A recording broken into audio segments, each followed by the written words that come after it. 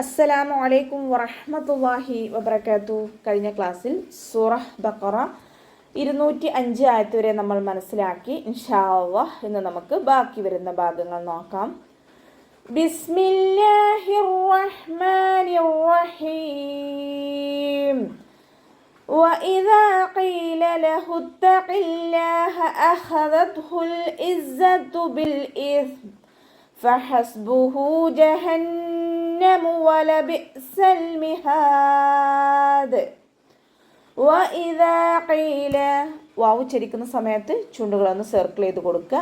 ദാലിൻ്റെ സൗണ്ടിന് ദാലായി പോവാതെ നോക്കുക കേട്ടോ. വ ഇതാ ഓതിപ്പോവരുത്. വ ഇത നാവിൻ്റെ അറ്റം മേലെ മുൻപല്ലിൻ്റെ അറ്റത്ത് വെച്ചിട്ട് ഉച്ചരിക്കുക. വ ഇദാ ഖീല ലഹു തഖില്ലാഹ്. ദാലിൻ്റെ കൂടെ അലിഫ് മദ്ദാണ് വന്നിട്ടുള്ളത്. 2 കൗണ്ട് നീട്ടിക്കൊടുക്കുക. ഖാഫ് ഇസ്തിഅലാൻ്റെ ലെറ്ററാണ്. ഇസ്തിഅലാൻ്റെ ലെറ്റേഴ്സിന് കെസ്റയാവുന്ന സമയത്ത് നമുക്ക് നമ്മുടെ നാവിൻ്റെ ബാക്ക് മുകളിലേക്ക് പൊക്കാൻ കഴിയില്ല. അപ്പോൾ അക്ഷരത്തിൻ്റെ സൗണ്ടിനെ ക്ലിയർ ആക്കിയിട്ട് തന്നെ കൊടുക്കാൻ നോക്കുക കേട്ടോ. താക്ക് ശബ്ദം വന്നിട്ടുണ്ട്. 2 അക്ഷരങ്ങൾ ഉച്ചരിക്കുന്ന കനം കൊടുക്കണം.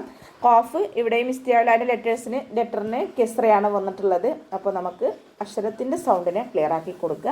തഫീം കൂടുതലായിട്ട് ചെയ്യാൻ കഴിയില്ല കേട്ടോ. അവ്വ എന്നുള്ള നാമത്തിൻ്റെ മുന്നേയുള്ള അക്ഷരത്തിന് കെസ്റ വന്നതുകൊണ്ട് അവ്വ എന്നുള്ള നാമത്തിലെ ലാമിനെ ലൈറ്റ് ആക്കിയിട്ട് കൊടുക്കുക. ഇത്തഖില്ലാഹ എന്ന് പറയരുത്. ഇത്തഖില്ലാഹ അതുപോലെ ഓതുക കേട്ടോ.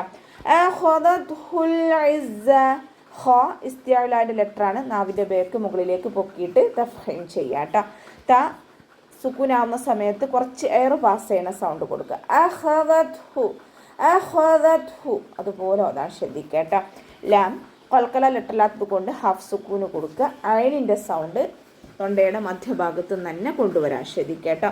സായുടെ സൗണ്ട് സീനിൻ്റെ സൗണ്ടായി പോവാൻ ചാൻസ് ഉണ്ട്, ശ്രദ്ധിക്കുക. അസ് എന്നുള്ളൊരു സൗണ്ട് തന്നെ കൊടുക്കുക. തേനീച്ചയുടെ ഒരു മൂളലുണ്ടാവുമല്ലോ, ആ ഒരു സൗണ്ടാണ് കൊടുക്കേണ്ടത്. അസ് എന്നുള്ളൊരു സൗണ്ട് കൊടുക്കണം കേട്ടോ. ലാം ഖൽഖല ലെറ്ററില്ലാത്തത് കൊണ്ട് ഹാഫ് സുക്കൂന് കൊടുക്കുക. സാക്കും നമ്മൾ ഹാഫ് സുക്കൂന് കൊടുക്കാൻ ശ്രദ്ധിക്കുക കേട്ടോ.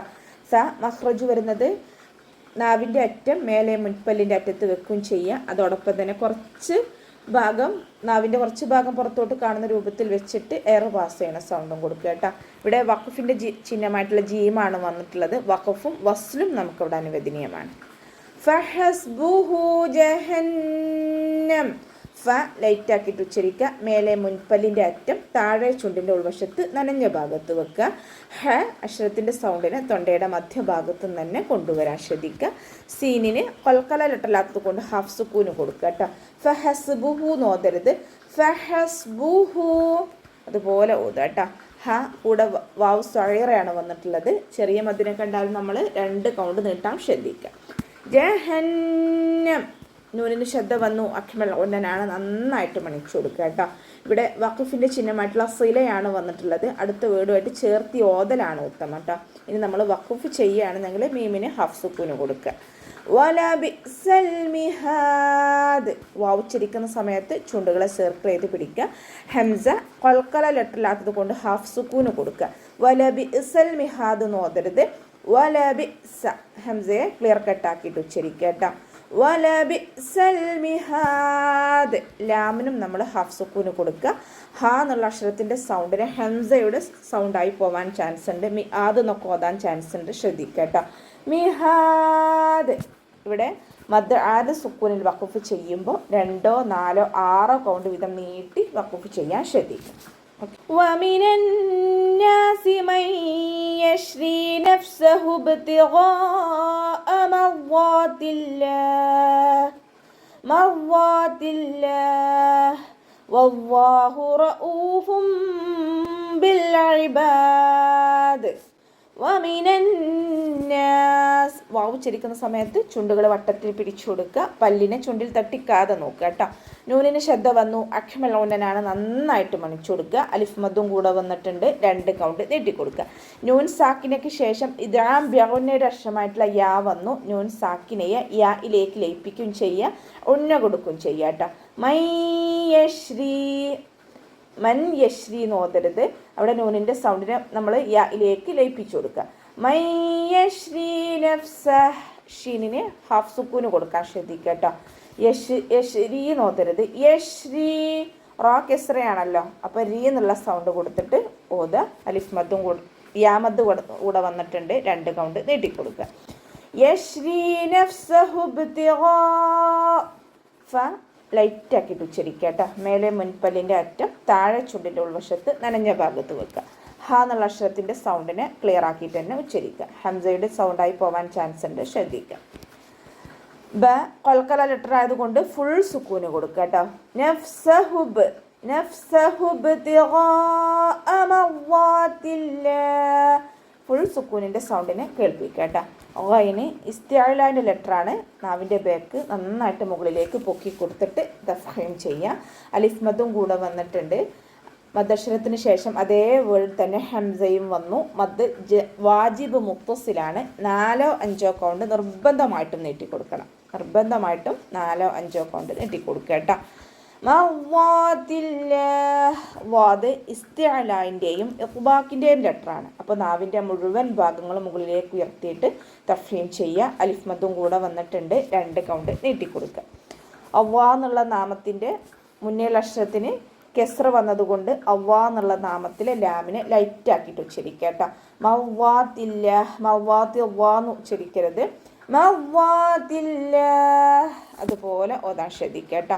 ഇവിടെ വഖഫിൻ്റെ ചിഹ്നമായിട്ടുള്ള ജീമാണ് വന്നിട്ടുള്ളത്. വഖഫും വസ്ലും നമുക്കവിടെ അനുവദനീയമാണ്. അങ്ങനെ വഖഫ് ചെയ്യുന്ന സമയത്ത് അവിടെ മദ് ആദ്യ സുക്കൂനായിട്ട് മാറും. ഹാക്ക് നമ്മൾ സുക്കൂന് കൊടുക്കും. അതിന് മുന്നേ മദ്ദും വന്നല്ലോ, അപ്പോൾ അത് ആദ്യ സുക്കൂനാവുമ്പോൾ 2, 4, 6 കൊണ്ട് നീട്ടി പാരായണം ചെയ്യുക കേട്ടോ.